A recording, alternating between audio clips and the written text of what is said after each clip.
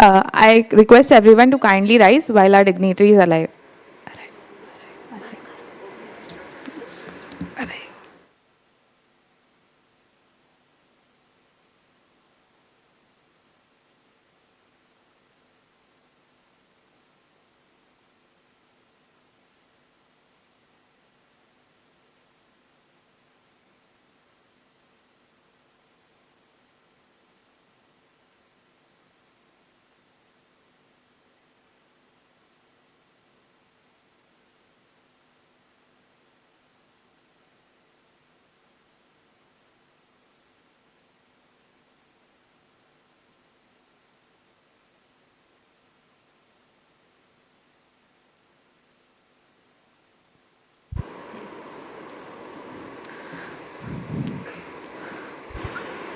Good morning and a warm welcome to the Borivali Design Fair 2025. I, Rijuta Shinde, along with my co-host Devika Sharma, am honored to host today's session.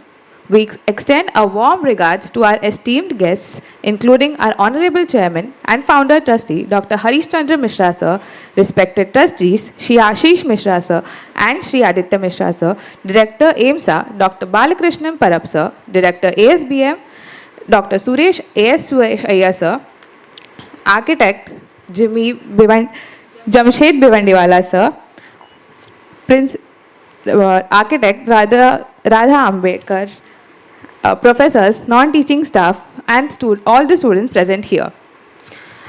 As we gather here today for the second day of the Boril Design Fair, we are excited to showcase the creativity, innovation, and talent of our students, faculty, and industrial partner. BDF is a platform that brings together professional academicians to share knowledge, ideas, and best practices in design, innovation, and entrepreneurship. Today's schedule includes a series of engaging sessions, including panel discussions, workshops, and exhibitions. We invite you to participate actively, network with our speakers and attendees, and explore the various exhibitions on display. Before we begin, we would like to express our gratitude to our sponsors, partners, and volunteers for their support in making this event a success. Without further ado, let's commence the proceedings for today's event. To mark the beginning of the event, I request everyone to kindly rise for the national anthem.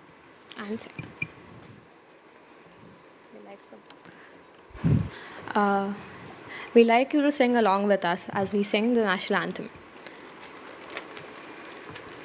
जनगण मन अधिनायक जय हे भारत भाग्य विधाता पंजाब सिंध गुजरात मराठा द्राविड उत्कल बंगा विंध्य हिमाचल यमुना गंगा उच्छल जलधि तरंगा तव शुभ नामे जागे तव शुभ आशीष मागे गाहे तव जय गाथा जनगण मंगलदायक जय हे भारत भाग्य विधाता जय हे जय हे जय हे जय जय जय जय हे.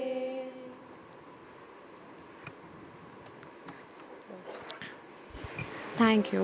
Thank you. Now we invite Director AIMSA, Dr. Balakrishnan Parab Sir and Professor Hitesh Kaushal Sir to escort our esteemed guests onto the stage.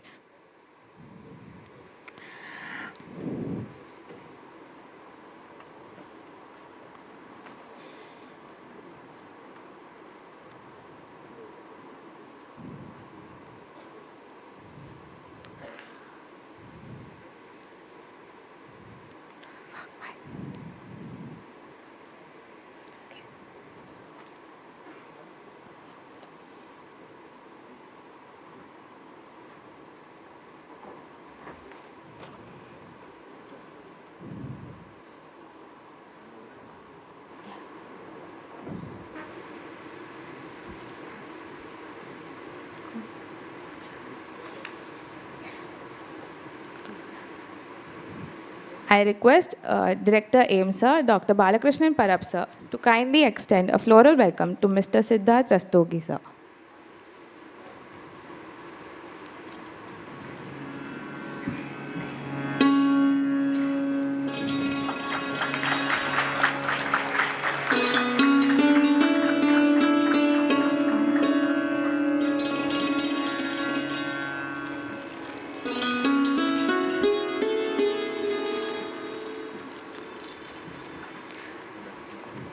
Now I would like Director ASBM, Dr. A.S. Suresh Iyer sir, to kindly greet Dr. Ashish Ambasta sir with a floral welcome.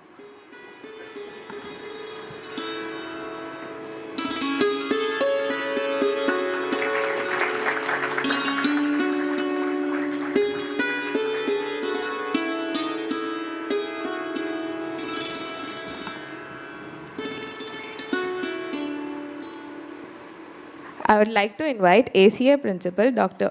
Professor Jamshed Bhivandiwala sir to kindly extend a floral welcome to Mr. Anurag Mundara sir.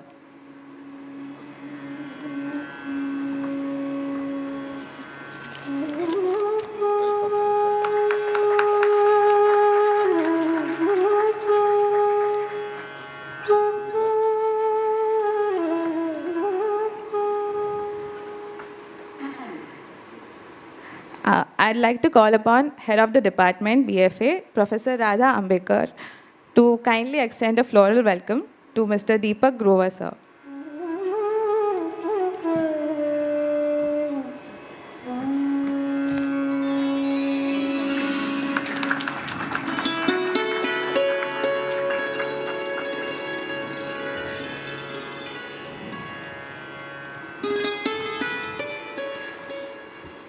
I would like to invite Director AIM, sir, Dr. Balakrishnan Parab, sir, to share a few remarks with us.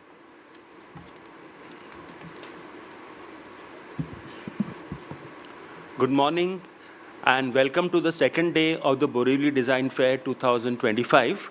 On the second day, we have a very important event for which we have gathered just now, that is the Innovation Summit. In a world where change is the only constant, we have to be prepared for innovations, and today for that purpose, we have gathered a very distinguished panel of experts who are coming from diverse fields, from funding of the startups and private equity to entrepreneurs. And we have got Dr. Ashish Ambasta, who is a rare commodity. He is a happiness expert. So we have also got over here. And if you can see, we are going to have a very interesting discussion. And I encourage the students to take this opportunity to ask questions, get inspired, and benefit from this very special event that we are having today as a part of the BDF.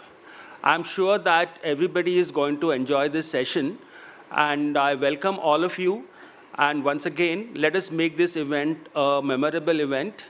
And thank you, and we'll proceed with the day's event.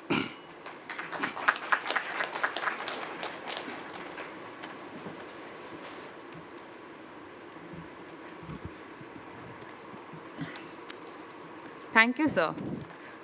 We request Professor Hitesh Kaushal, our esteemed moderator, who also holds a master's degree in business administration from a premier institute with over 20 years of experience in the industry with leading corporates in real estate and infrastructure sector. He, having worked with Reliance Infrastructure and also airport infrastructure developers like JVK and K. Raheja Corp.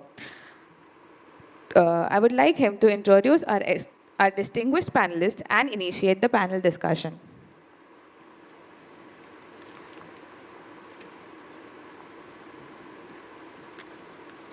Hello.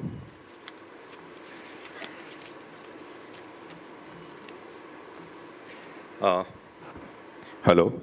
Yeah. Thank you. Good morning, everyone. It's really a great pleasure and a privilege to speak and moderate this Innovation Summit as a part of this Borivali Design Fair 2025. At the outset, I would like to thank our Honorable Trustee, Chairman Shri Harishchand Mishra ji, our Trustee Shri Ashish ji and Aditya ji. Dear students, my esteemed faculty colleagues, alumni, management representatives, directors of the various institutions, and the community, belonging to the Aditya group of institutions, and the representatives from our neighborhood of Borivali who are participating in this Borivali Design Fair. It is truly a privilege for me to moderate this session, which is themed around the innovation the role of entrepreneurship and other challenges. And we have the distinguished panels, which are with different background, three of them being from running their own entrepreneurship businesses, one into investment banking and other funding businesses. I would like to brief you about the, all the panelists in detail to you. So,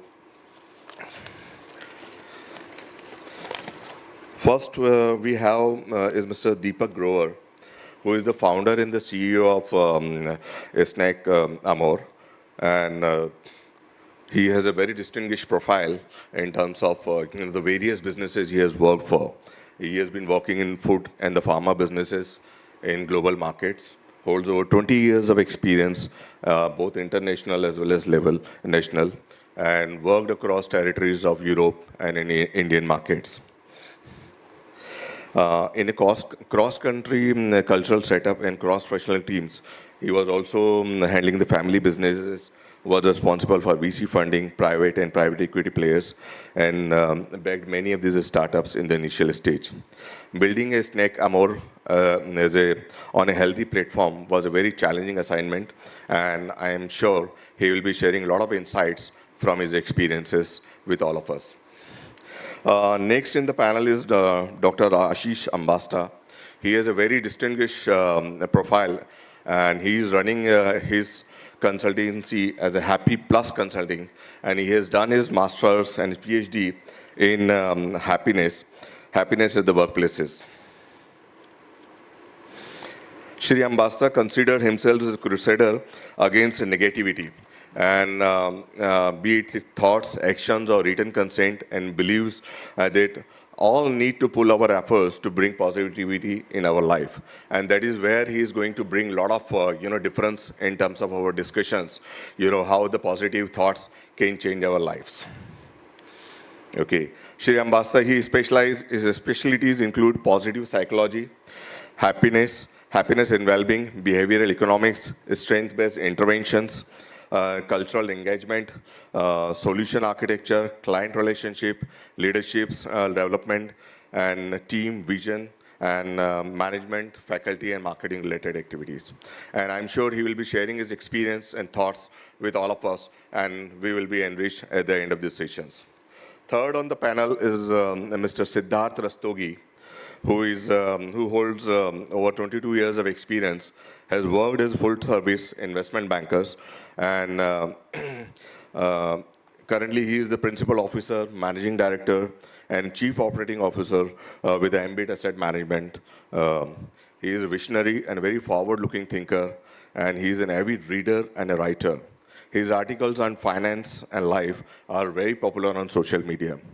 He is a regular contributor to MoneyWise magazine, organizer and Trademaker magazines, and runs a weekly column Lessons from the East on News Bharati, and he is also a life coach and a motivational speaker. Last but not the least is Mr. Anurag Mundra, who is from around neighborhood of Borivali, and he is running a very successful setup of Rabdiwala as the CEO and the founder. And his experience, he has worked with the Unilevers, and he has worked on brand management. And I think he has worked on some of the most prominent brands, being Lux, Lifebuoy, Dove, Pierce, Sunsilk, Tresemme, and on the F&B side, Cornetto and Magnum, the Magnum ice cream. And after working with Nielsen and Millward Brown, he has decided to set up his own business as Rabdiwala in 2014. So, ladies and gentlemen, I'll request all of you to please welcome our esteemed panelists with a huge round of applause, and we will start our panel discussions.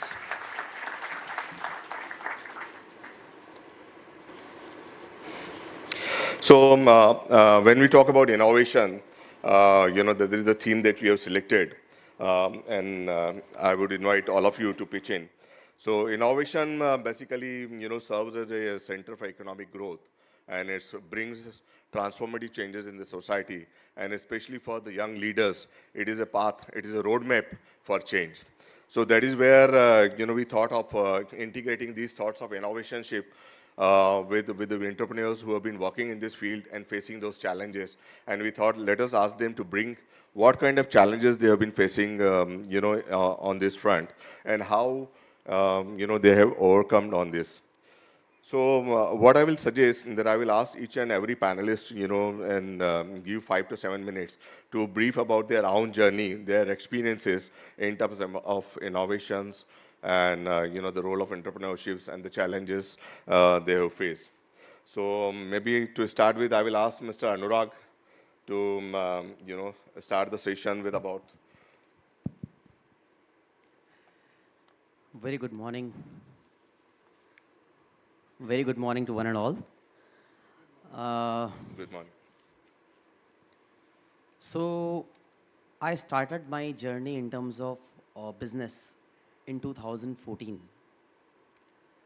It has been a roller coaster ride being an entrepreneur because I was into corporate, and getting into a restaurant business is like handling municipal corporation, political goons, police, and blue collar staff. So that has been a challenge for me because that was quite a change for me. When it comes to innovation, I think uh, from 2015 onwards, we saw a lot of online companies coming and grabbing the market, like Swiggy, Zomato. So it started with Tiny Owl. So it started with Food Panda. And then Swiggy and Zomato came into the picture. So how do we evolve ourselves into the market with these players? They are changing the game. So there are traditional restaurants, they are not ready to change themselves. But during COVID, they realized that it is, this is the time to change. So I think it is very important to evolve ourselves and be in that change, because change is constant. You have to keep changing yourself as per the market requirement. So getting into this change is not an easy task. There are restaurant owners who could not change themselves. They are bound to change. Then they end up paying more commissions to these guys because they are late entrant. They don't understand the market, and then by that time, already there are existing players. They have already grabbed the market. So right time, grabbing the right opportunity is also very important. So this is from my side. Yeah, okay. Thank you very much. Now, next on the, dais will be Dr. Ashish Ambasta. And I would like to relate this concept of innovation, happiness, and the workplace that you have been, propounding with the corporates and all. Yeah, okay, you can come here. Not an issue.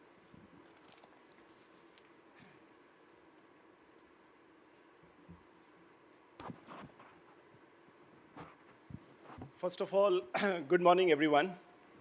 I want to hear big noise, like good morning. Yes. There are two aspects of what I'm going to speak. One is about my journey in terms of what is happy place, who searches happiness at workplace. It's very different subject. And the second is what he mentioned about innovation. When I did my MBA, I think 23 years back, I got a very interesting job. The job was to go to different companies and ask their employees how happy you are. And we did not use happiness as a word. We used to ask how engaged you are. So people used to say, we are happy, we are not happy, we are engaged, we are not engaged, disengaged. But typically, any organization we go across the world, any organization, any industry, any level of person we are asking this question, 2/3 of the people who responded to this question, they said we are not very happy. Given a chance, we would like to do something else than what we are doing right now. And over the last 25 years, that number has not changed. In fact, the number has increased. And what used to happen when you used to go to companies and ask them, do you want us to really measure happiness or do you want us to measure engagement? And they will all say measure engagement because engagement is equal to productivity. And when we used to go and ask employees, there is a training program we have created. One, we will teach you how to engage yourself with the firm. And second, I am going to teach you how to be happy. Which program you would like to enroll for? And 90% of people said, please teach us how to be happy. So what employers were looking and what employees were looking were completely different things. And after COVID, everybody realized that you may have a lot of money and you may have the bungalow and a car, but if you are not happy, then it's no worth. It's of no use. And that's where I decided to dedicate my life into creating workplace happiness. And by that time, I also did my PhD in this area. And I realized that most of the people coming to work are not happy, not because they don't want to be happy, but there are certain elements which is coming in their way which makes them unhappy. And one of the things was this question: do you get to do what you love doing every day? And do you utilize your talent at your workplace on a regular basis? This question was the key. A lot of people said, given a chance, I would like to do something else because my current role does not provide me with the opportunity of utilizing my talent. And that's the foundation of Happy Plus. And you will be surprised that in last 4.5 years, we are working with more than 100 plus corporations in India. And they have taken it very seriously because they are saying if 80% of the waking hours an employee is at workplace, and if they are not happy with the work they are doing, it's a very struggling life. And people are not born to create a struggling life for themselves. So I think that's the one part where Happy Plus is making a lot of difference. On the innovation side, it's very interesting. I guess I will not give you a lecture. I will just tell you 2 stories. And I think you can pick up your lessons from there. There was a company called Toys R Us in US. I think a lot of you will know or don't know it. They had a huge shop. You will go to any city in the US, you will find toys everywhere. And their concept was that you bring kids, they will play with the toys, and at the end of the day, they will also say, I like this, and they will take away with this. So they are very successful, more than $4 billion in average revenue. And they were number 1 in whatever they were doing. It was year 98, 99. A group of new entrepreneurs went to Toys R Us management and said, we have come up with a solution where apart from your offline branches, you can also sell online. And we are the expert, we will help you sell that. And Toys R Us, like being the number 1 company in that area, they said, what you're talking about, we know everything. And this company said, its future is towards online retailing, and it will be very good if you help us be your partner. So they did not agree. Instead, they said, we have an IT department, we will create our own solution. And they created a solution. And in the Christmas week of 99, they promoted that we have an online version also. If you want to purchase toys from us, please order online. And a lot of people ordered. But the problem was, it was easy to sell, but it was very difficult to deliver because it was not about buying, it's about the supply chain. And they got stuck, and a lot of people did not, in the Thanksgiving week, they did not find their toys. And that is where their brand took a lot of hit. They called the company back and said, I think we realized that there is a problem, please help us. That company slowly worked with them, and the company realized, the company whom they hired, they realized that Toys R Us are also getting their toys from the manufacturer. We are helping them sell, so why don't we go to the manufacturer directly and get the same toys being sold online? And because of this, Toys R Us filed a suit on the company, and the company said, we are ready to give you $50 million as penalty, but we will continue. And that company was Amazon, and Toys R Us has filed for bankruptcy in next 12 years. I think it is not something rocket science, but it's about your ability to see what's going to come, take right decisions, and solve right problems. I think innovation is a much maligned word. We always think when we are innovating, it's something grand. But I think more you look at closely, you will find that your ability to identify the right problem and come up with the right solution, I think it will tend you to create something which will be acceptable by all. So I think that is one example. And the second example, and the last one is, imagine a company which has a turnover of 300 crore today, and next month, the revenue of the company goes down to zero. And then you realize that your main product has been taken away because none of your fault, but because of the circumstances. And then you sit down, you are forced to innovate because it's a matter of your survival. And then when you sit down, you realize that there were so many things in your business environment which you did not notice because you were complacent with what you had already. And then the company sat together, created a different, different sources of their revenue. And what happened after 4 years, they did not only surpassed the targets which they had created in last 15 years, in 3 years, but then they already doubled their revenues. And this company is called Book My Show. So if you have heard about Book My Show, you will realize that when COVID came, their only source of income was ticketing from their, from different exhibitors, especially cinema halls. And when the cinema halls got shut, then they did not have any revenue. And that's where they thought that we need to innovate. And when they sat down, they realized that they were just scratching the surface of what the business could have provided them by sticking to what was working with them. And I think that is where the second nuance of innovation is, that sometimes when you are stuck in what you are doing and not seeing what's around you, you will not be innovative. And I think that's the lesson which we can take it from an innovation perspective. These are the two things I thought I will start with, and rest probably when sir asks me questions, probably I'll respond to it. Thank you very much.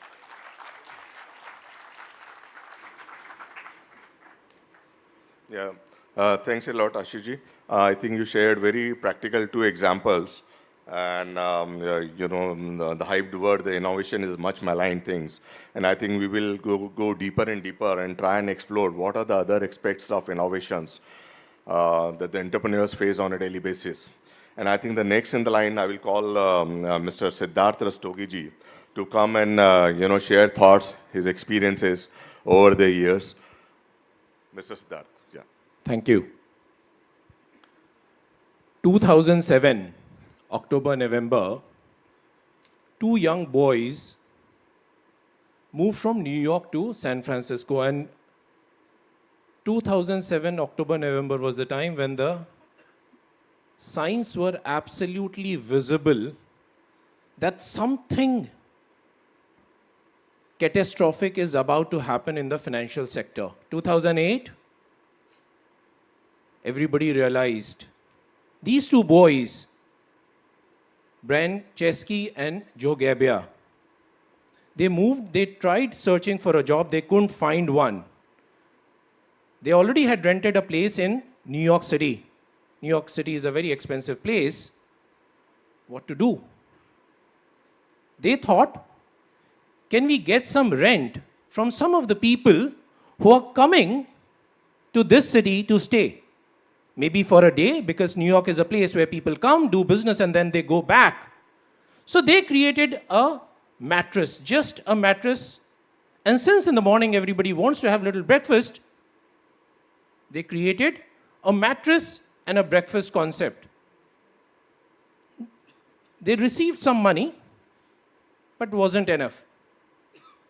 2008 came in, Bear Stearns happened in March, Lehman crisis happened in September. More and more people got unemployed, but they had assets. What to do with these assets? The concept picked up. And that was the rise of air, breakfast, and bed.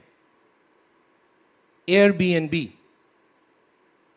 2002, or rather 1991, Indian economy was in pits, absolutely pits. At the time of independence, Indian economy was contributing 3.5% to the total GDP of the world. By 1991, we were merely 1%. Today we are 3.7, 3.8%. Fast forward that 2002, after the dot-com bubble, the entire economy had 50 to 55% parallel economy. For out of every 10 transactions, 9 transactions were cash. 99% of the people who are sitting here do not even understand what is cash. Am I right? You guys use UPI, you guys use instant payment. In 2002, 2003, it was not even known. There were two companies, MasterCard and Visa. They absolutely arm-twisted RBI and Government of India that if you want to use cards, you have to pay 5.5% to 7.5% for every transaction. To break their hegemony, NPCI came into existence. And fast forward that, the idea was to create a parallel system against Visa and MasterCard. In the process of research and innovation, UPI came into existence. UPI wasn't a planned decision. Today, 50% of the world transactions, total world transactions which are instant payment, happen in Bharat. 50%, thanks to UPI. In the neighborhood, there was a fire. In that fire, a lot of people were caught. Something what is happening right now also in the United States. There was an essential need. The person who witnessed the fire flames immediately needed to alert the entire neighborhood of the ramifications. But there was no methodology. At that point in time, there was only SMS, short messaging services. So you had to write an SMS, send it to one person, and then to one person, and then to one person, and then to one person. In the process, within seconds, the fire could have led to health hazard. That's where the Twitter came into existence. One message, can it be sent to 15 people? Can it be sent to 20 people? Can it be sent to 25 people in the neighborhood? And rest is history. These three examples, what do they teach us? The first example, you always start from where you are. You don't wait that this will happen, then I will do this. You already have existing infrastructure. Can you Uberize it? Taxis existed all through this while. Uber just came and put a platform in it. Kitchens, restaurants always existed. Zomato and Swiggy came and they Uberized it. Innovation, the first leg is, can you bring efficiency in what you already have, only with your different line of perspective? Can you change the perspective? So that's number one. Number two, innovation can happen when you're trying to identify a massive problem and something different comes out of it. And the third format of innovation, which is a true problem which is a true challenge, which is impacting millions, and can you try and solve it in a simplistic manner? If you are able to do any of it, the potential of you making millions or billions is very high. Remember one very simple thing of entrepreneurship, one simple lesson. If you identify a problem which impacts millions, you will get millions in funding. Remember, I am an investment banker, I am in finance. I only understand money. There are good things, there are not so good things. Remember, but if you need money, if you need financing, if you need funding, you need to identify a problem which is not impacting millions but billions. Because see, if you want billions to be funded, you have to identify the bigger problem. Thank you.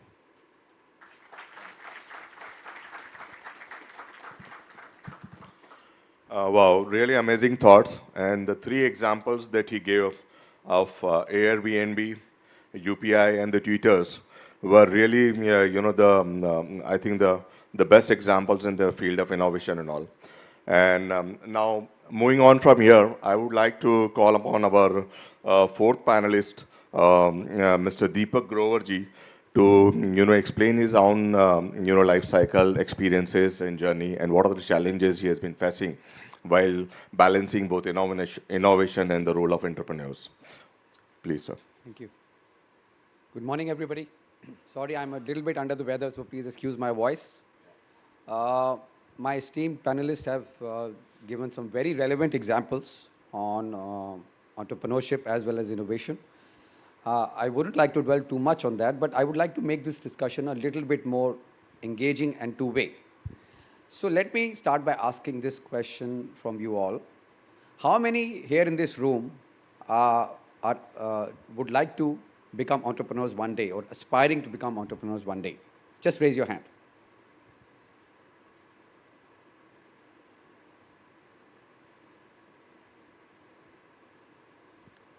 I was expecting some more. How many? So I can only see 10 to 15% out of the total lot. Okay, great. So let's start by any one of you. Can any one of you please stand up and aspiring entrepreneurs, just let us know in the room, why is there such a desire within you to take this path in your career? Why would you like to become an entrepreneur? Please, anybody can take volunteer and please get up and answer this question, please. Please, please.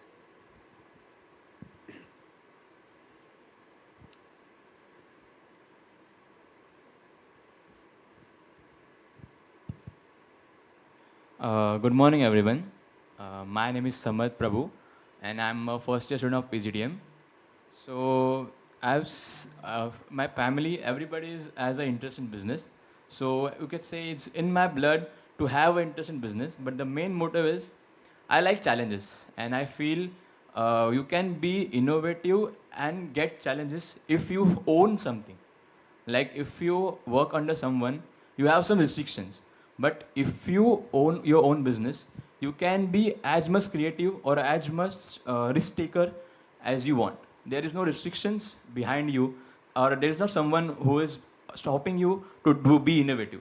So business is where you can, like, if you know Jetala from Tarak Mehta, he said कि business एक ऐसा समंदर है कि जिसमें तुम कितना भी हाथ डालो, तुम में ताकत जितनी हो, तुम उतना निकाल सकते हो. So that is something I feel in an innovative way, where business is something where you can be as much innovative as you want. There is no restriction in there. Nice, thank you. Anybody else? आप और कोई है जो please बताएं? Anybody else would like to volunteer? I would like to understand why people who raise their hands would like to take this path of entrepreneurship. Please. Nobody else? Who raised their hand? Just raise their hand once again, please. Let's see how many more people just react to this. Who would like to become an entrepreneur here? Good morning, sir. My name is Arth Bayani. I'm from PGDM first year. So actually, I wanted to start a food truck since I'm good at making food. So I just want to make my my skills on a large scale. So that's my passion. Cooking is my passion. So I just wanted to make that as a career. Thank you, thank you. I think we've got some very interesting responses wherein I think people are just talking about their inbuilt passion on how they perceive their career to take shape. One very important aspect that I think was mentioned here also from one of our panelists here is that entrepreneurship exists if somebody is trying to solve a very large, complex problem. That's very important, understanding of why businesses exist is very, very important. One has to identify a very large and scalable problem. Not only millions, but billions should be affected with that problem. And the role of an entrepreneur is how to come out with innovative products and solutions to solve that problem. And this is where I think innovation exists. I think innovation is at the center stage of entrepreneurship. And you at this young age, I think all of you need to develop this innovative mindset, whether you're planning to do business today or a few years down the line. Developing an innovative mindset within the business or within your corporate jobs is extremely important. Even if you're working for any corporate, as an example, these days you would be expected to come into the job and try and do not only something different, but do things differently as well. And here is where innovation, your innovative mindset, plays a hugely important role. So it's just not a buzzword, right? It lends yourself into whatever you want to achieve, whatever goals you set to achieve in life, whether it is working for yourself or working for somebody else, right? Now, I'll also just try and link innovation to the business that we are into. Leading this to another question. Sorry, I'm asking too many questions, but it's important that you have a link. What is your favorite snack? Just tell me, how many of you are snackers here? How many people love to snack? I think we are talking about food now, so a lot of hands should be raised. Haldiram? Okay. So anybody please, what's your favorite snack? What do you snack on at this time or at 4 o'clock in the afternoon? Anybody please? Yeah. Balaji? Okay. Haldiram, Balaji, iconic brands. I don't blame you all. Anybody else? Please? Cheese balls? Okay, great. So all of these are very, great products. And, all of us probably at some point in time, we've had these products. Very impulsive, extremely tasty. We've grown up eating these kind of products, whether it is Haldiram, Balaji, Lay's. All these have become multi-billion-dollar brands because at that point in time, they saw a problem. It could be decades back. Haldiram, in fact, it's taken them 100 years of existence. Likes of PepsiCo, etc., they've been around for decades. That point in time, somebody in the company saw this problem of in between the meal snacking, right? And they also must have identified that, not many people bring a snack from home. They would like to buy a packaged snack, which is readily accessible, readily available at affordable prices. Taste is paramount in this country and the world. So I think all of these brands, they rapidly grew on the back of providing tasty products. Cheese as a flavor, masala as a flavor, any tomato as a flavor, all these Maggies of the world, they have taken on board these very exciting flavors and built some great products around it and made it very affordable. Over a period of time, they built their distribution level and scaled it up across the country, across the world, in fact, right? And these brands have been thriving on a tasty product, on something that is extremely affordable. But one very vital thing that they missed out is health and nutrition, right? I don't blame them because prior to COVID, none of us, in fact, majority of us were not even thinking of giving importance to reading labels or importance to nutrition in a food product, especially in snacking, which is a very impulsive product. I think when COVID hit, all of us, we suddenly thought health has to take center stage. And this is where, brands like us, we foresaw this problem, a large scalable problem, that tasty food should also be healthy, and why can't a tasty product be healthy as well? This is the reason of our existence, that, we want people to be more aware, to read the label before making a choice. I wouldn't know whether likes of people who consume Haldiram or Balaji, have you ever read labels? Do you know how much calories or saturated fat they have? Do you know how less protein they have? Do you know how much complex carbohydrates they give? If you have read and still consuming, you are making a very conscious choice, right? There is another growing set of consumers like you, Gen Z, which are very mindful consumers. And there are millions and billions of us who are now latching on to mindful eating, right? Not only tasty, but it should also have the right kind of protein, the right kind of nourishment, the right kind of nutrition, right? So this is the reason of our existence, and the whole Reason our brand came into existence was just based on the concept of product and process innovation. We wanted to transform the whole snacking experience of customers. People are used to having bhujia, people are used to having, potato crisp. Why can't we have a better for you potato crisp than something which is with palm oil, something which is laced with saturated fat, or very tasty just with high amount of sugar or salt?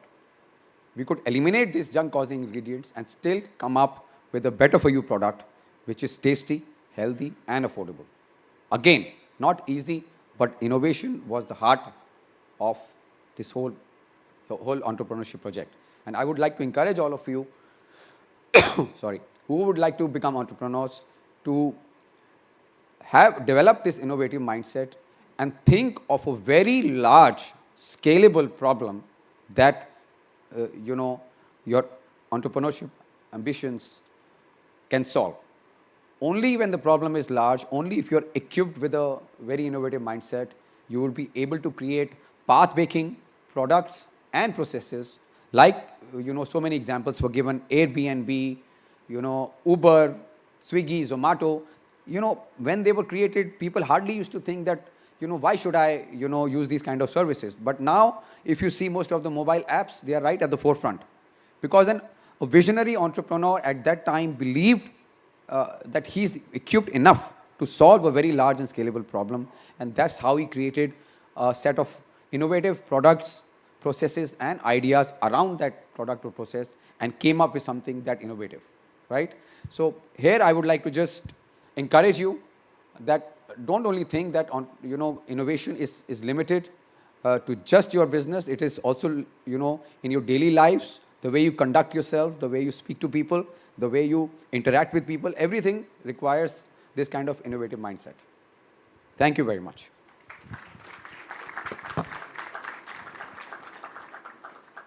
Thank you, Deepak ji. Very interesting thoughts. And, I think we have, thoughts from almost all our panelists and all. And I would like to take this discussion, further deeper because I have some questions and all. We have got some wonderful examples of, Lehman Brothers, the Airbnb, which was circumstance-driven, UPI, which was planned, and then Toys R Us and Book My Show. The Book My Show ventured into other things. Then the challenges which Anurag has mentioned, that police wala and all those things. Now, the thought which was coming to me, the innovation and the entrepreneurship, what is the success formula? Is it circumstances driven, or is it planned, or is mixed? So I would like, all the panelists to, give your thoughts on this. Please repeat your question. Yeah. I'm saying is, what is the success formula? Is the innovation and the role of entrepreneurs, they go together? Is it planned or is circumstance-driven? Like the example of Airbnb, which is circumstance-driven, Book My Shoe, they go for a planned way. You have been facing challenges from Swiggy, Zomato and all. Your business itself has been moving from offline to online. So there is obviously a shift which is happening. And there sometimes you plan it out, sometimes you are driven by the circumstances, as have been pointed during the discussions. So as a panel, can we identify some key elements, which suggest that a formula does exist for innovation and the entrepreneurs to come together and work on those lines to be successful? I think innovation happens between identifying a problem and solving the same. Am I right, guys? Am I right? So when you identify a problem, right, then you come up with a good thought, unique thought, and then you tend to solve that problem. There innovation happens. But there is a problem in that. Lot of people do not think about relevance. So when I was in Millward Brown, I used to test advertisements for skin cleansing category. So they keep coming up with unique ideas in terms of how to communicate audience. Salman Khan ko wheel mein le aate the. Lot of things, But there was one part missing. Lot of concepts get failed when there is no relevance in the market. So I'll give you an example. So in online ordering market, right at the beginning, Tiny Owl came into the market.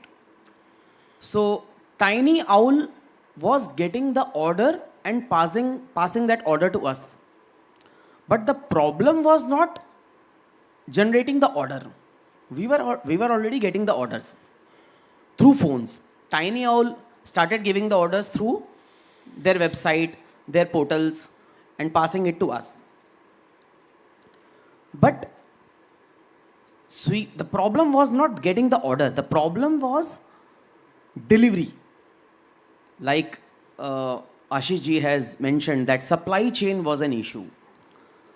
So Tiny Owl was just burning the money in generating the order, passing on benefits to customers by giving huge discounts, irrelevant discounts, and solving irrelevant problem. So that relevance is very important. Sometimes I have gone to a lot of colleges, I have seen a lot of plans of students. They innovate, they come up with such a unique idea, but that market fit is missing. That market fit is very important. You might come up with a very unique idea, मैं ये solve कर दूंगा, वो solve कर दूंगा. But is that really relevant to the customer, to the end consumer? Is it really touching the lives of millions and billions of people? Like Mr. Deepak has mentioned. So that relevance is very important. I have seen a lot of brands failing in terms of communicating to audience. Unilever के कितने सारे brands हैं. They come up with 3 to 4 advertisement ideas, and most of them get failed. So I had tested an ad where Virat Kohli and Anushka Sharma did this ad for Tresemme. You can go and check the YouTube. So their chemistry didn't work. So Virat and Anushka, they were dating after this ad, obviously. But prior to this, people didn't know that about Virat and Anushka. So the chemistry didn't work. So that ad miserably failed. Then we had suggested another actress, and then Ileana D'Cruz came into the picture. Then that ad went really well. So my point is, when you innovate anything, when you think of anything, one thing is very important, that is it relevant? Is there a market fit? And how am I going to execute that? That execution is very important. See, planning everything on Excel looks very good. When you go for an execution, then ground reality comes into the picture. So I think relevance part is missing. Okay. And we have to be very, we should consider that relevance part. So Ashishji, would you like to add something? Because he says we have to identify the problem and then the solution, then the market fit has to be there, the relevance has to be there. And so how do you relate to some sort of a successful formula between innovation and entrepreneurship? I will take a very different point of view on this. I will say,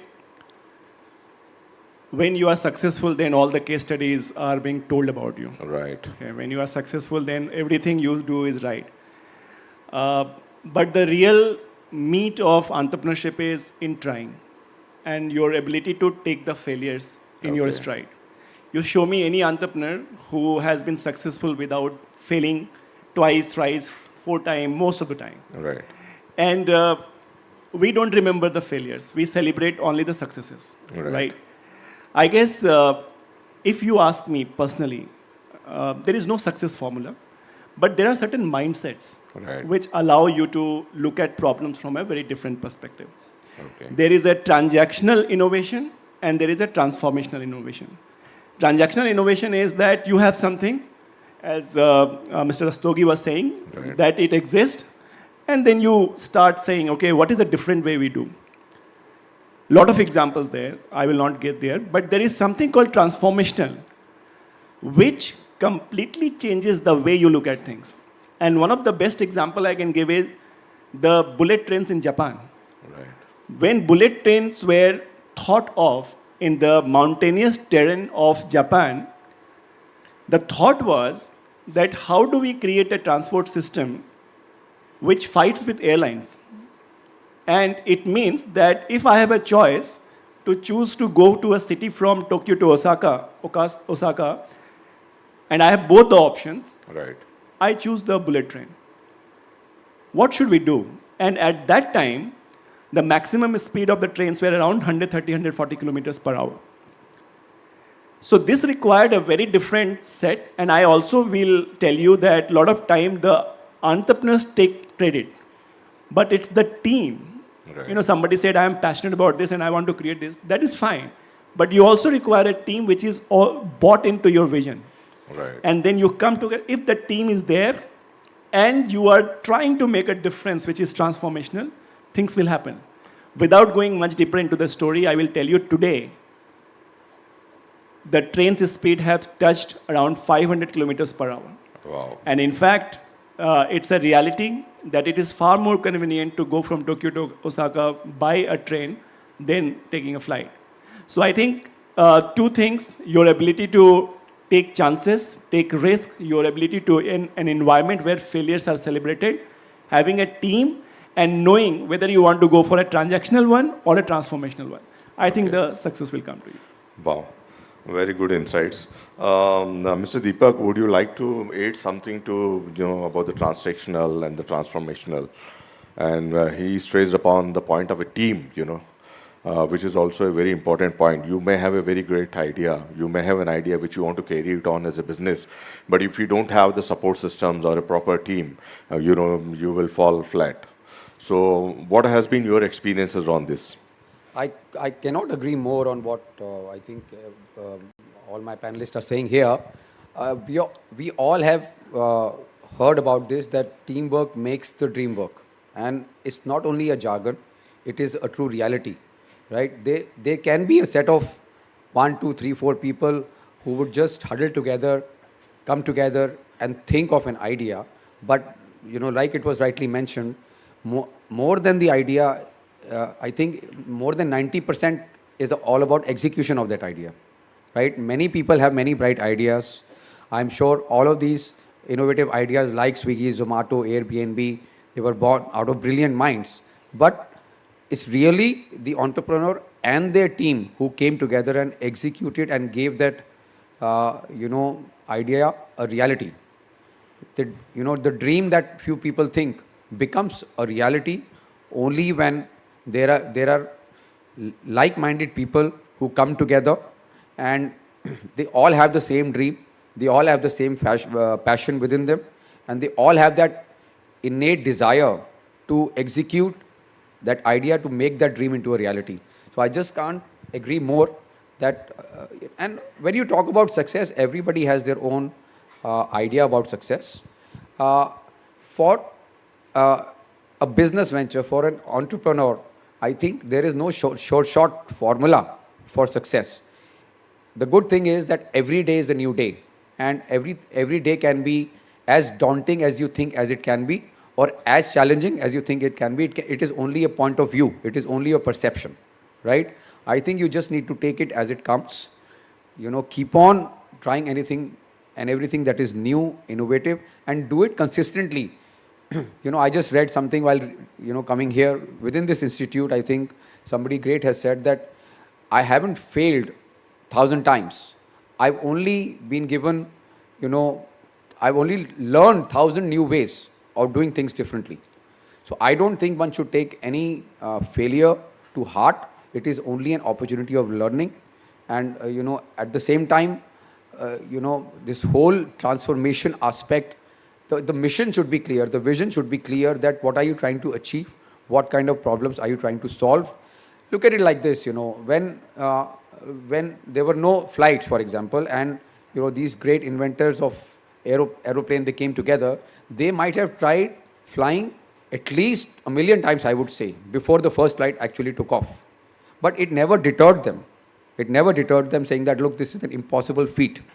This is what a true visionary, a true entrepreneur is. They imbibe more of failures. I would say 99 out of 100 are failures, and only one thing leads to success.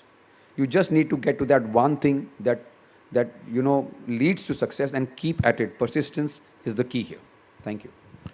Yeah, very well said. So imbibe more of values. Now I would like Mr. Siddharthji, to reflect on this, the money angle.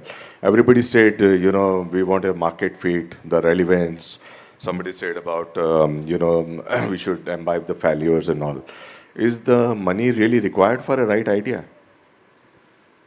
So let me give you absolutely a different perspective. Backbenchers, a lot of you must be thinking entrepreneurship, and here one thing is very, very clear.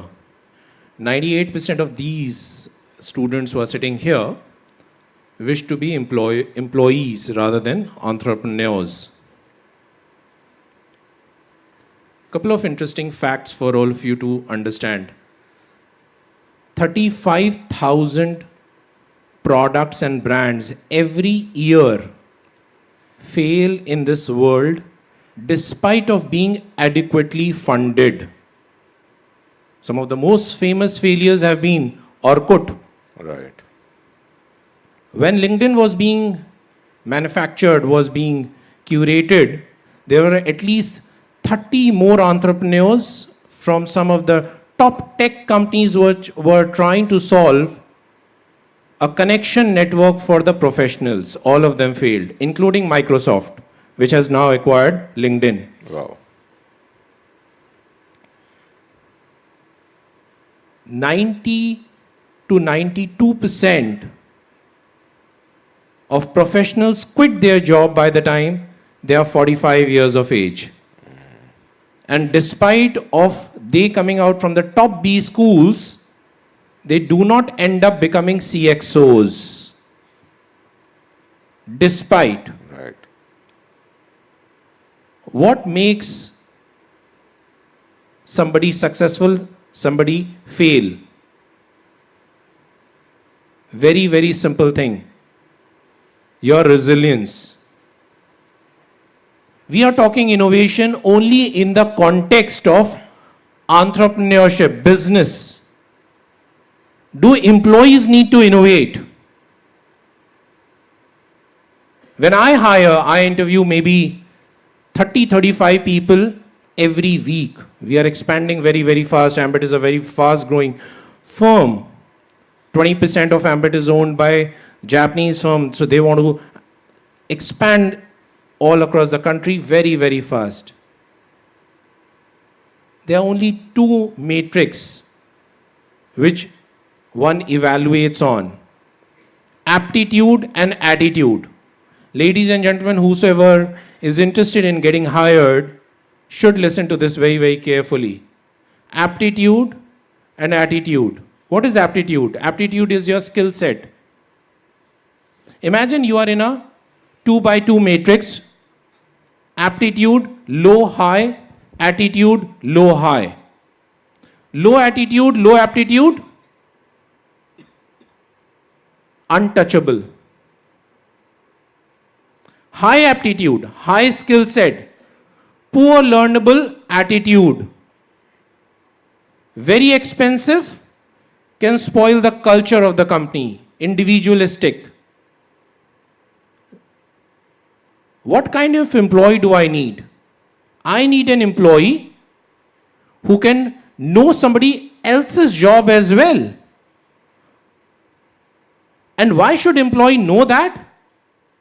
Because if you at a later point in time wishes to become an entrepreneur, you may have to, as our friend said, you may have to deal with the blue-collared people, you may have to deal with all sorts of people, you may have to end up doing everything.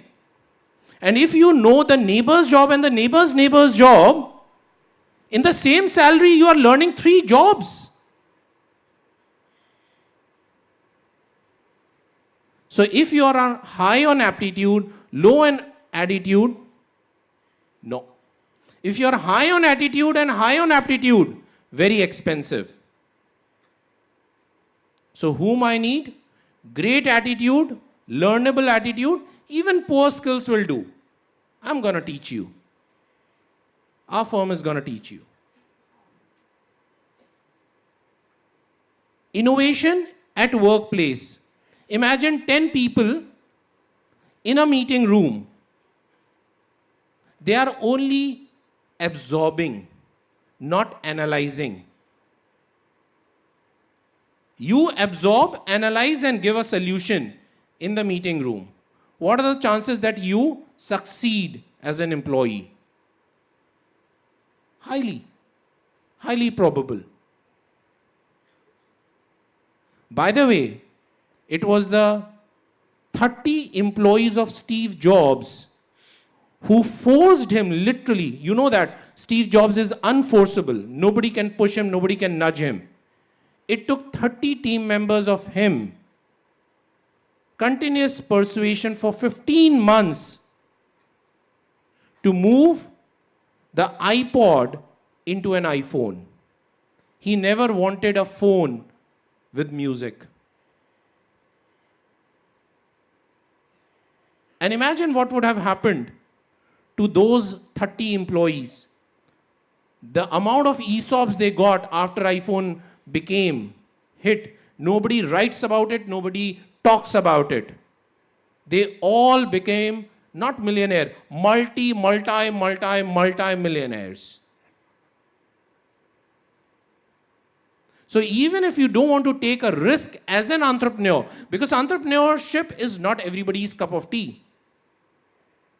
You need to risk your capital, you need to risk your time, you need to risk your attention, you need to risk your family as well, because you are not able to gonna give that much time to your family. Then what is the solution? Be innovative at wherever you are. Another interesting thing, I could see that 50% of the students walked out. I'm sure they have compelling reasons. How many times do you get industry people to talk to you? Remember, your net worth is your network. Your network is your net worth. Why the first statement? Because people who are rich, they can create their network very easily. But people who have network, automatically they can enhance their net worth because of it. Right. So, long story short, interact, ask questions, learn, try and think differently, because people say education is the key to success. I think creativity is the key to success. Unfortunately, education is dousing creativity. So start thinking creative, start thinking with a resilient mindset, and you'll be invincible. Yeah, very good insights, Siddharji.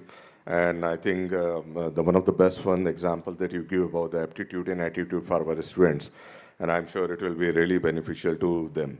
Now, this discussion of innovation and the role of entrepreneurship and challenges can go on and go on. And there is no fixed formula, as you know, I can draw it out from all the points that you guys have made. And what I would like to do is to throw the house open. If you have any students or any faculty has any questions and all, or any suggestions or criticism with respect to the thoughts which have been shared, so you can take a couple of minutes. Otherwise, we will try and summarize our discussions. So.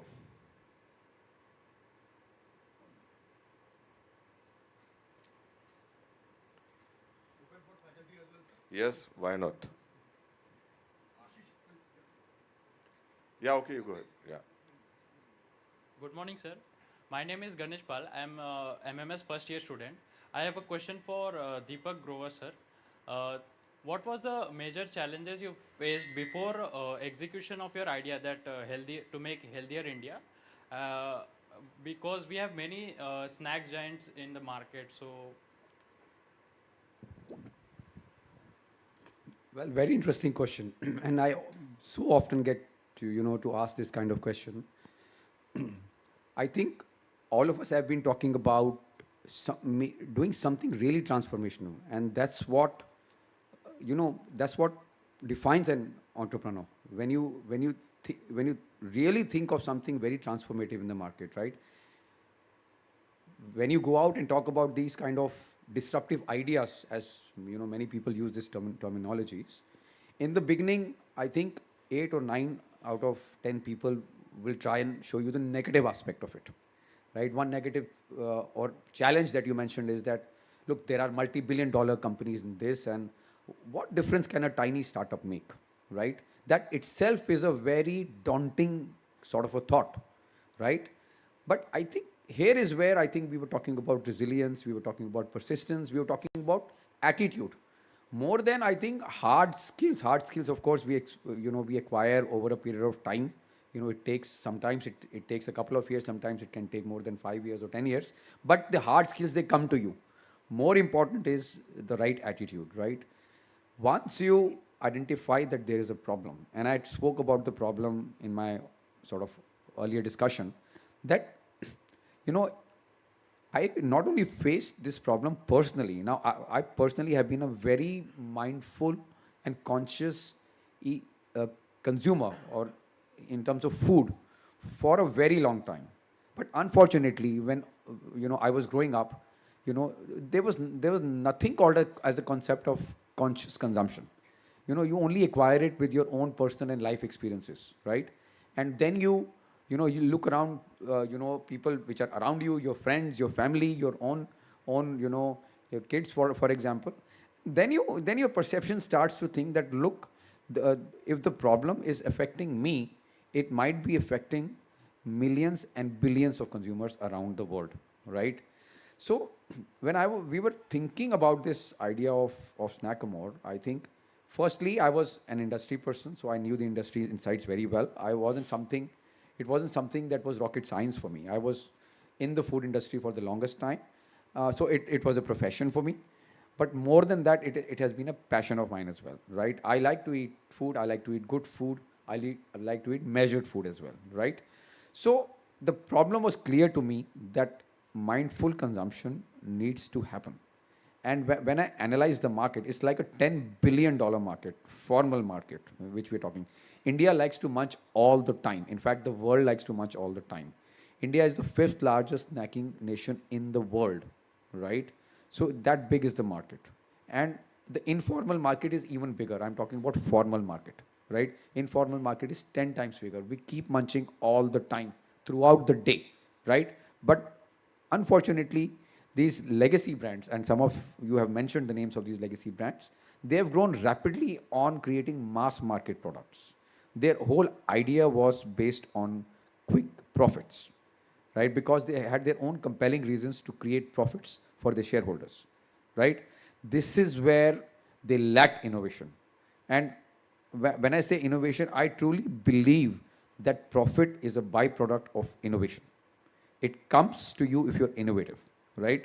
If you're doing the same thing over and over and over again, this is not something that you're trying to create something unique.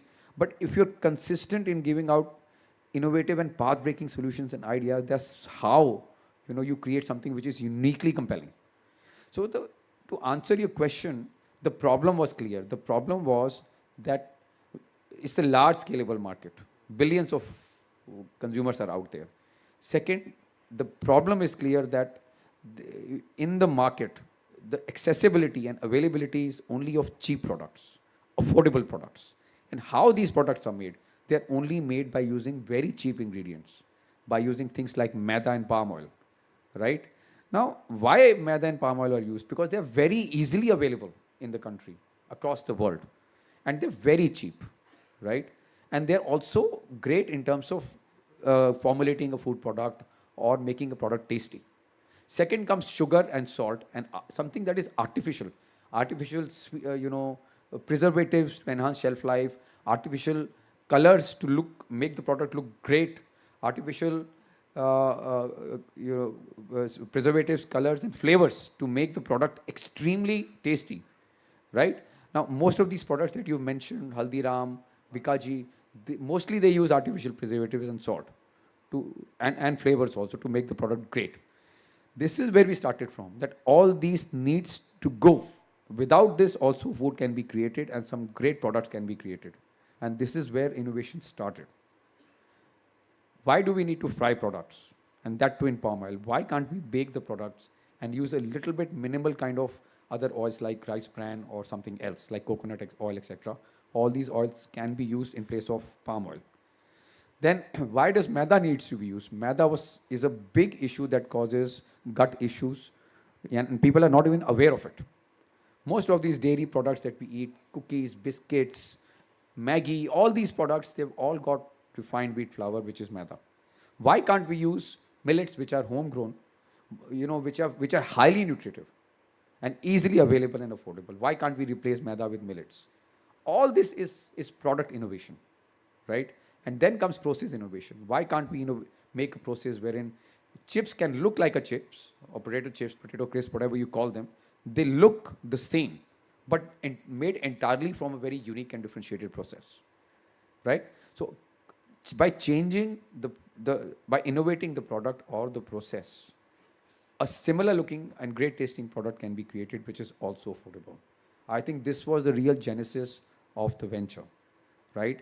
And then your conviction comes that, look, we are trying to solve a very large problem, and it's not easy to change consumer mindset. So then comes the soft skills, the attitude that was mentioned, that you have to be at it. There'll be 9 on 10 failures, but you have to keep that conviction stronger and stronger as the days go by. And it's a very hard life. People think, or people see social media and think that, look, entrepreneurship is such a fascinating field. They think that, oh, people become heroes like that. But by experience, I'm telling you, there are 9.9 failures out of 10, and each day is a new day. It's really how you take that day, in a positive way or a negative way, right? And keep at solving the problem, keep the conviction high, and just keep innovating with your products and process. Have I answered your question? No, sir. You have any other question? I'm happy to answer. Thank you, sir. Yeah. Yeah. A related question while we were talking about the products and all. Somewhere somebody mentioned about the 35,000 failures and all, and there is studies by CK Prahlad and all, the 2/3 of the products they get, which are launched, they get failed within 2 years and all. So the product launch is innovation. We've been talking about in giving innovative solutions, the right fit, relevance. But somewhere, there are these market forces which also force you, to relook at your options and your brand portfolio and all these things. Maybe some comments from Anurag and Ashish ji, if you want.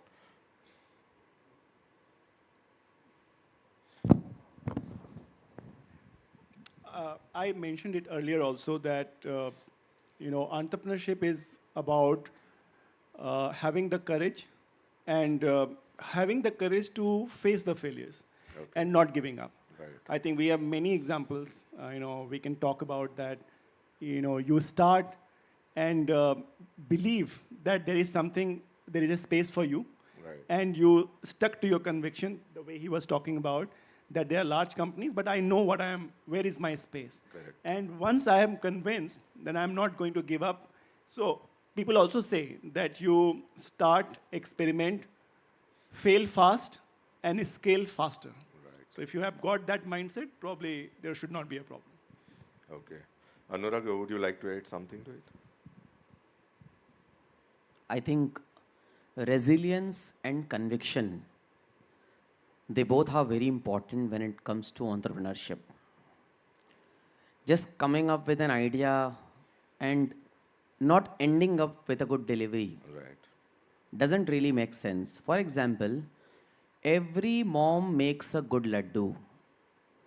सबकी मम्मियाँ बहुत अच्छी पूरन पोली बना लेती हैं, बहुत अच्छा लड्डू बना लेती हैं, इनफैक्ट रबड़ी भी बना लेती हैं. Market it and delivering the same, that is very important. Just, I have seen many people, they come up with a great product, Right. but the problem is how to market it, how to deliver it. People don't think of from those lines.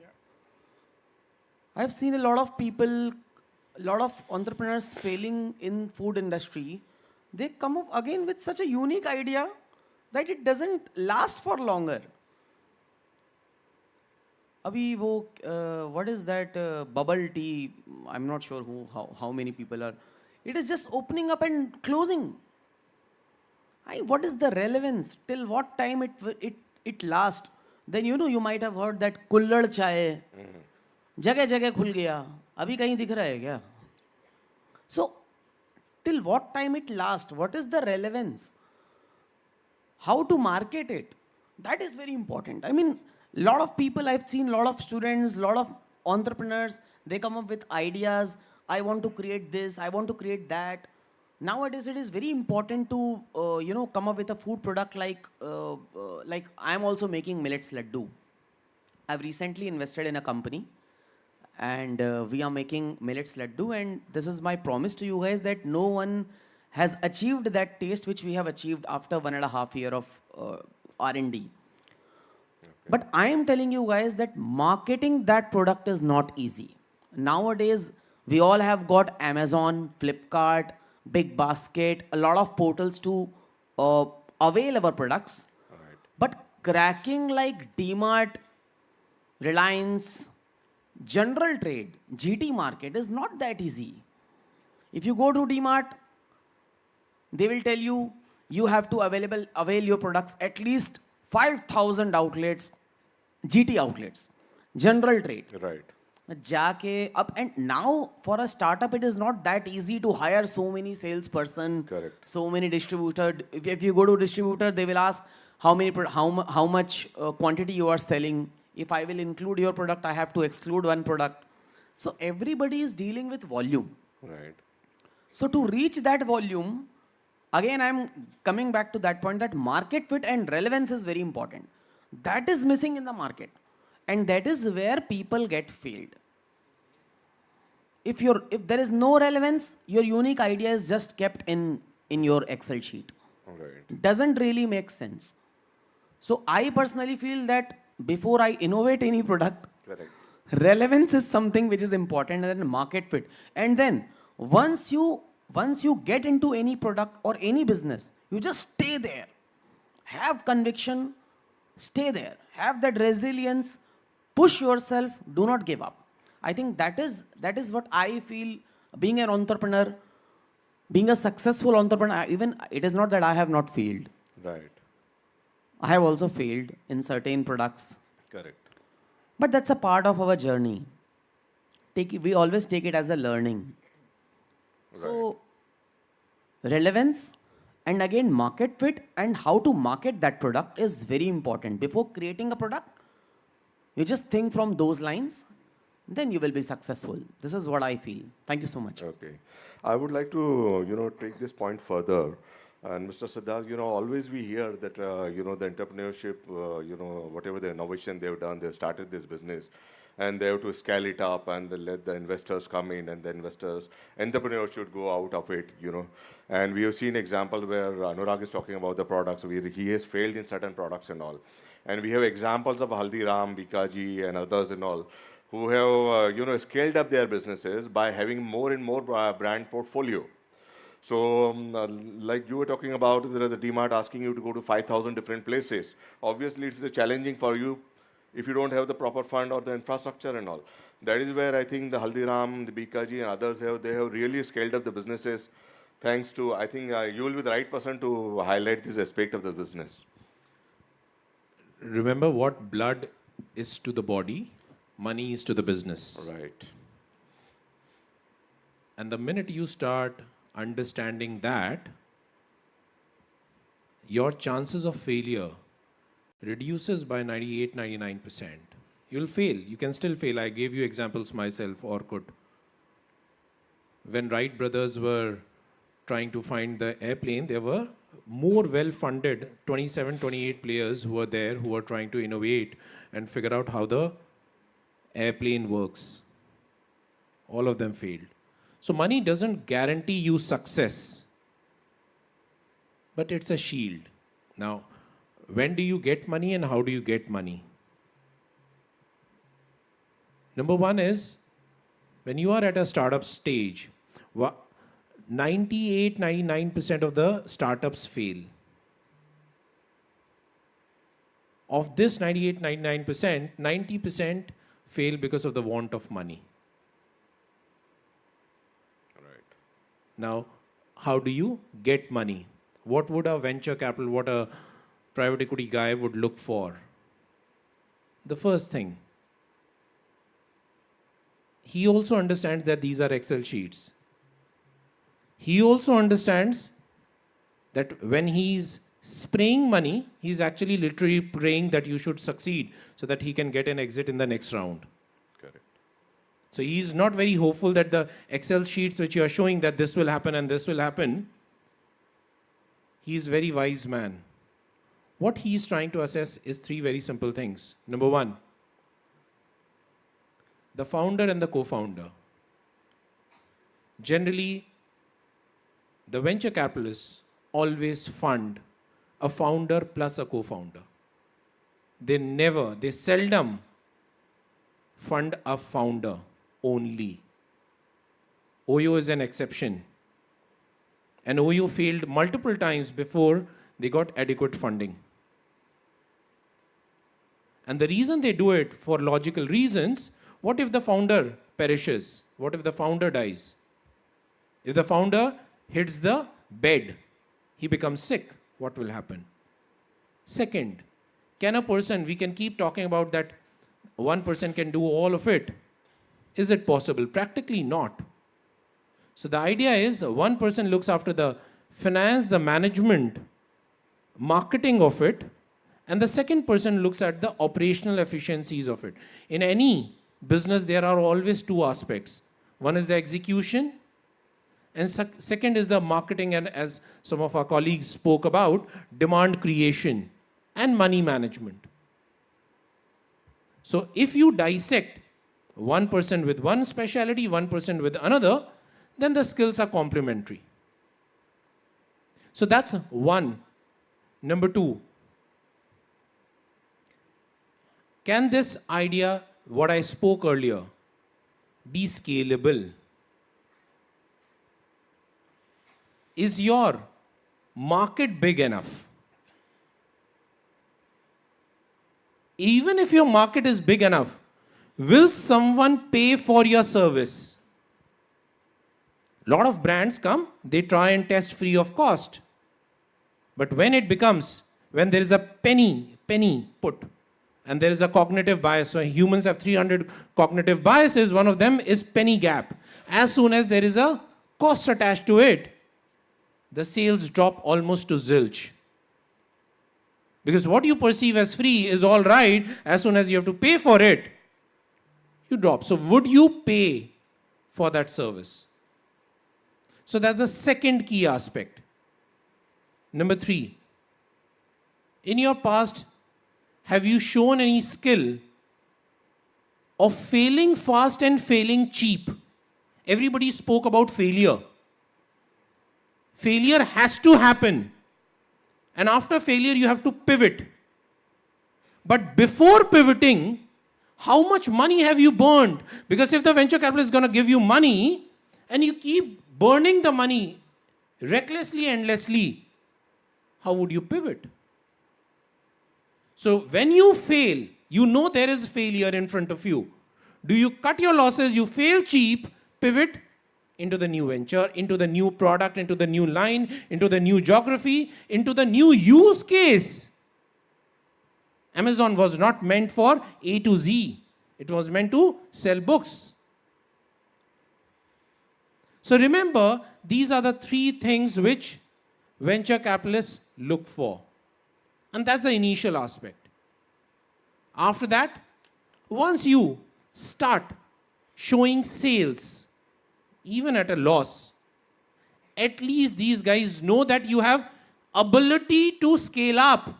Remember, nobody is giving you to have money to be stagnant.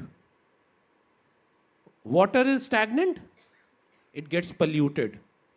Business is stagnant, you are causing death to it. Everybody needs a hockey stick growth. They have pumped the money, start acquisition. Profitability will come. So this is the mantra. And after that, obviously, listed markets is the last leg of it. Wow, very interesting. Very thoughtful, by sharing what are the VC, actually look for in entrepreneurs. Very dynamic thoughts. And Avalu, you had some question and all. Yeah, please. Ashish sir, the direct point is, we have a couple of observations for knowledge organizations, how they move towards happiness. Knowledge organizations, couple of low-hanging points, how they move towards the happiness. Knowledge organizations, how they move towards happiness. Low-hanging fruits. Low-hanging fruits. I think the biggest discovery which I had was, if you want to make your people happy as an organization, don't try for it. Because happiness is an individual choice. I can choose to be unhappy even if you do everything for me. And I can choose to be happy even if you are not doing anything for me. People have forgotten this. So what we tell to companies, whether it is manufacturing shop floor or a knowledge economy, we talk about the concept of taking accountability of your own happiness. And I'll just give you two examples or two tools if you want to apply that. The first is what we call reframing. Reframing means there will be challenges, and it's not the challenge which is making you happy or unhappy. It's the way you are thinking about that challenge which is making me unhappy. So I will give you an example. I have a very tough boss, and he makes my life miserable. And it is true to everyone, right? This is the easiest thing. Now, there are two choices for me. One is, do I look it as an opportunity where this person is making me learn something which I would not have learned if I was not here? Maybe if it is not, at least resilience, or at least being the person, not being like the person who he is. So I have a learning mindset opened up, and I'm looking at the same situation from a very different perspective. You all will know that traveling from Churchgate to Borivali in the evening is a tough thing, right? But what if I say in the car that, wow, this is the 2 hours which I have got for myself, and in these 2 hours I can complete one book on Audible. And the same road, the same car, but my perspective is very different. And then I change, and I have chosen to be unhappy rather than worried about what traffic is there and what is happening with me. So that is one. The second thing I talk about is a concept of A, B, C, D, E. So A is activating event. Somebody shouted at me. My belief is that this person shouts at me every time. Now that belief will lead to a consequence that I am very unhappy. But then I will say D means you dispute it. No, this is not something which happens every time. Maybe this time I may have done something wrong, or maybe this is for the benefit of me as an individual. You dispute it, and then you energize. I said, okay, fine, this was one of the points. So I just gave you two tools in terms of using it as an individual level, which can make you pretty happy as well as what you are doing in the company. I hope that helps you. Organization-wise in organizations, there are several things happens. I will tell 3 things. If organization can do 3 things, one is everybody wants to grow in organization. So they look for mastery.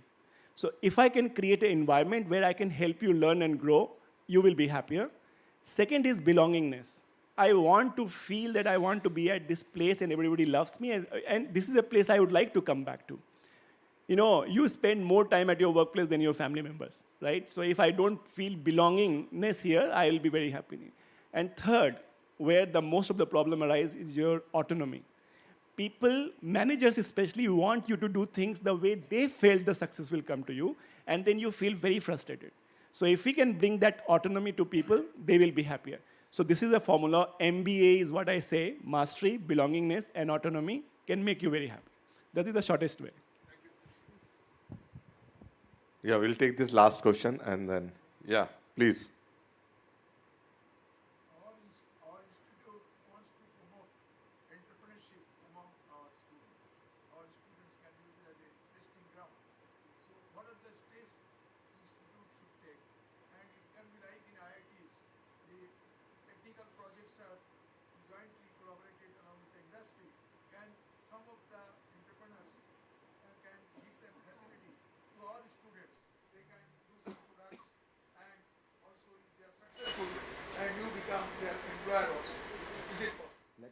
Let me answer this. Yeah, sure. Actually, it's a very opportune time that you've asked this question.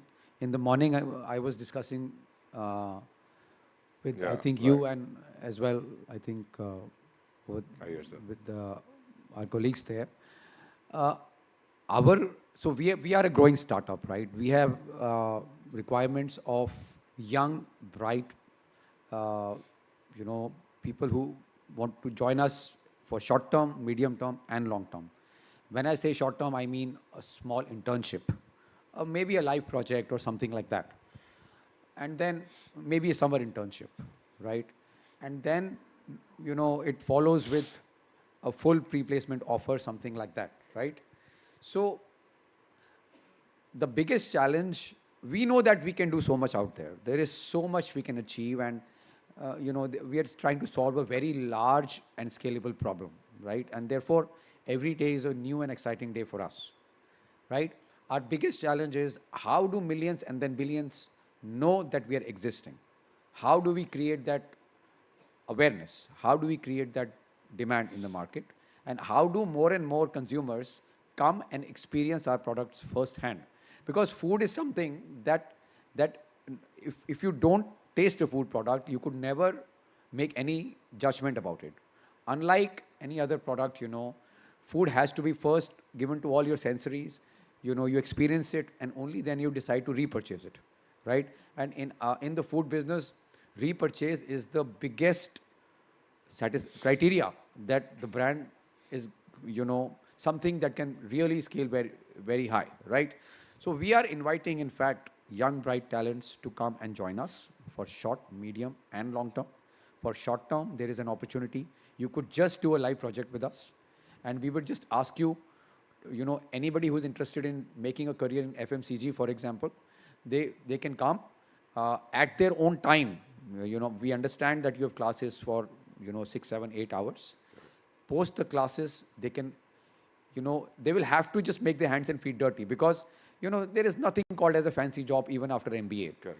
Look at Unilever, for example. The first, or Procter and Gamble, the first assignment you get after you are an IM graduate is they will post you in some remote corner of the country and say that go and create business or manage some very tertiary C-class outlets there. Why? Because you just can't understand the meaning of marketing unless you front-ended the sales. Unfortunately, there are many students I see and experience these days who just think in their mind that, look, after an MBA degree, I will just sit in an ivory tower and just make some nice strategy kind of work, and then leave the execution to others. Sales is not meant for me. But it ain't gonna work like that for sure. I can tell you from my long experience. You have to make your hand and feet dirty. You have to go out there in the field. I do it even after 25 years of experience. The first thing I love to do is go out there in the field, whether it is a corporate or retail, like this, just trying to promote our business, right? Only then you understand the real meaning of formulating a grand strategy or a plan, right? So we are inviting young minds to come and join us, right? Do some live projects, go out there in the field, make your hands and feet dirty, interact with consumers. We are not expecting, all of you to go out there and sell for us, because sale is a byproduct of a great, if you have a great product, it will sell by itself. Awareness has to be created, right? So go out there, go in the field, we will tell you what to do, we will train you, all that tools and techniques we will provide you. Anybody who's interested, please contact me, and my contact details are with the institute. Come and join us as interns, as summer interns, as for live projects, and then experience the whole FMCG and the world of startup, a growing startup, firsthand. Is that okay? It's an Yeah. open invitation, sir. Thanks a lot for the open invitation to all our students and all. Anurag, do you have something else? I'll just answer your question. I think there are three things which institute can do. One is sending students for a live project, like he has mentioned. Not only with entrepreneurs, probably just to understand the ground reality. Even I have done a lot of live projects. I've done my internship with Unilever. IIM students, they always want to do internship with Unilever. It is not easy to do internship with Unilever. So I have done. So one is do live projects, promote this within your institute, have guest lectures, call entrepreneurs as a guest lecture, just execute that. Probably, you know, a lot of students will get uh, motivated out of that guest lecture, and send these people for some research work, like we have done this in Big Bazaar, we have done this in Reliance, and send them to some industrial visit also. So these 3 to 4 things may motivate your students to go for entrepreneurship. Okay. This is what I feel. Yeah. Thank you. Okay. Thank you so much. Thanks a lot. Very insightful. Yeah, you want to add something? I will add one more thing, sir. Entrepreneurship is like a blood unless until you have tasted it. You know, I may be little, you know, different. Unless until you have tasted it, you will not be interested. You know, you can get inspired by entrepreneurs, their talks and the way they motivate it. But when you earn your first money, first dollar, by something which you have created, you get excited. So the first thing I do when I go to teach, I teach at Jamnalal Bajaj. That's where I, you know, met sir. The first thing in the class which I do, from my pocket, I give every student 20 rupees. And I say, you have got 1 hour. In that 1 hour, you have time and you have money in your pocket. Think whatever you can think, create something you want to create, and come back and present what did you do. And you can see the excitement and the type of thinking which they have. And if they are able to sell something, they realize, wow, this is interesting and I can do that. Now in the next class, I tell them, now I don't give you money. You only have time. Now go out in the market. Don't sit in the class. And create something which you can, you know, can you imagine one of the group, they made a group without money. They created 5,000 rupees in that 1 hour. And I asked them, how did you do that? Even I was surprised. So they said, you know, we created a quiz and we went to the college around us and we just started making people play this quiz. And we say the entry fee is 50 rupees. But if you win, we will give you 500 rupees. But for that, you need to answer 10 questions, which is very easy question. And within that 1 hour, they could have, you know, X number of people. And they came back, and then the story did not end there. Out of 5 people who were in that group, 4 of them are entrepreneurs right now. Wow. So Very I think this attitude of letting people experience how to get that, किसी के pocket से पैसा निकाल लेना, अगर आप वो कर सकते हैं और आपको लगता है कि मैंने कर लिया है, the work is done. Then these, you know, internship, summer internship, all these things will be an added bonus because you are not going there to learn what the business is. You are going to learn कि पैसा बन कैसे रहा है और क्या मैं उसको आके implement कर सकता हूँ. I think that's my point of view on this. Correct. Just 2 cents of mine because I'm the founding professor of Masters Union School of Business, is the one of the latest and the new B schools, but commanding, so it's now on the top ranks, and the salary, average salary is now closer to 38, 39 lakhs. It's superseded quite a few IIMs as well. Just 2 cents because Masters Union is all about entrepreneurship. We only create entrepreneurs there. Number 1 is, whenever you are teaching business, whatever you are teaching, let them be outside the classroom, not in the classroom. The business is not taught in the classroom. Second, technology. In today's world, if you're teaching anything without technology, which means creating demand, selling products, how can technology be an enabler rather than people? Because if you want your business to be scaled up, you better make sure that the marginal cost of acquisition is lower and lower and lower. And that can only happen with the technology.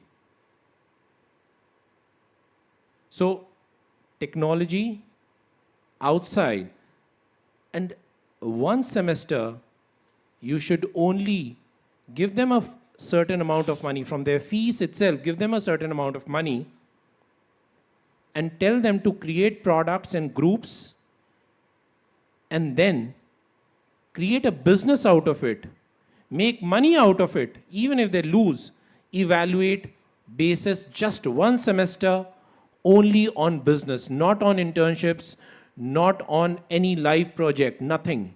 When it's real money, when you lose real money, when you win real money, you learn the art.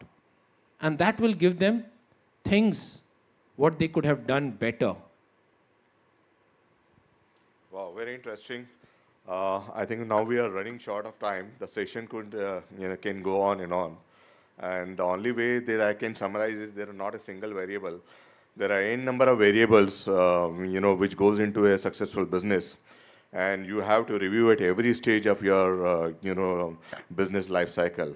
So I think these are the words with which I would like to sum it up. And I would like to thank all our panelists who have come here, who have taken the time out for our students, for our institute, and shared their experiences and their learnings.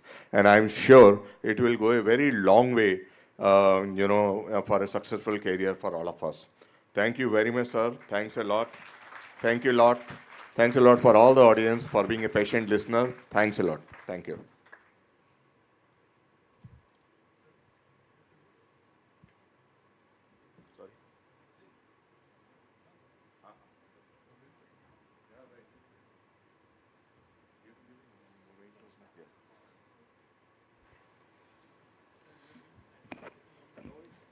Thank you so much, sir, for such an innovative and truly uplifting insights.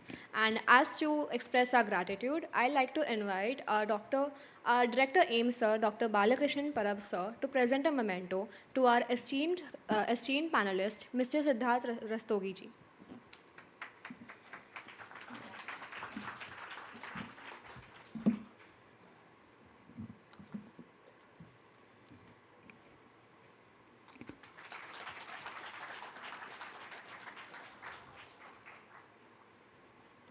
Now, I request Director ASBM, Dr. A.S. Suresh Iyer, sir, to present a memento to our esteemed panelist, Dr. Ashish Ambasta, sir.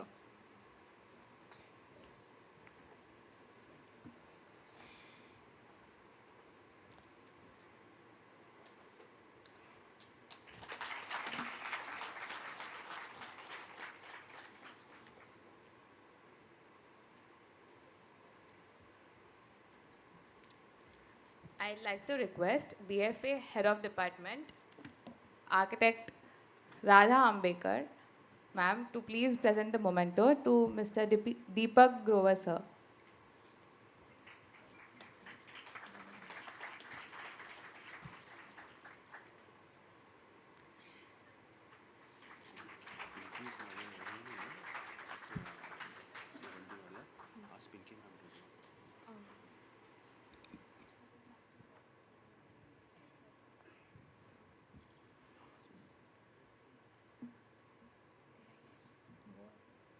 Now we ask Dr. Pinky ma'am to present a memento to Mr. Anurag Mudra, sir.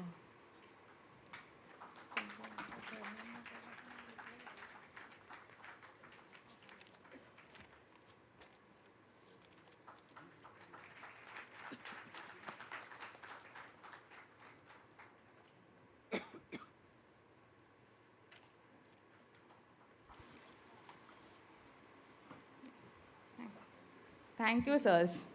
Ladies and gentlemen, as we conclude this enlightening panel discussion, We'd like to express our heartfelt gratitude to each one of you. Thank you to our esteemed panelists, Mr. Deepak Grover sir, Dr. Ashish Ambasta sir, Mr. Siddharth Rastogi sir, and Anurag Mundra sir for sharing their valuable insights, and to our Professor Hitesh Kaushal sir for moderating the discussion. We'd appreciate the support of our Honorable Chairman and Founder Trustee, Dr. Harish Chandra Mishra sir, respected trustees Sri Ashish Mishra and Sri Aditya Mishra, Director AIM sir, Dr. Balakrishnan Parab sir, Director ASPM, AS Suresh Iyer sir, Principal AACA, Architect Jamshed Bhiwandiwala sir, HOD BFA, Architect Radha Ambekar ma'am, and the entire group of Aditya institutions. We'll also like to thank our sponsors, partners, and our volunteers for their contribution, and to attendees for your active participation. We hope you've had an enriching experience. Thank you once again, and we bid you adieu.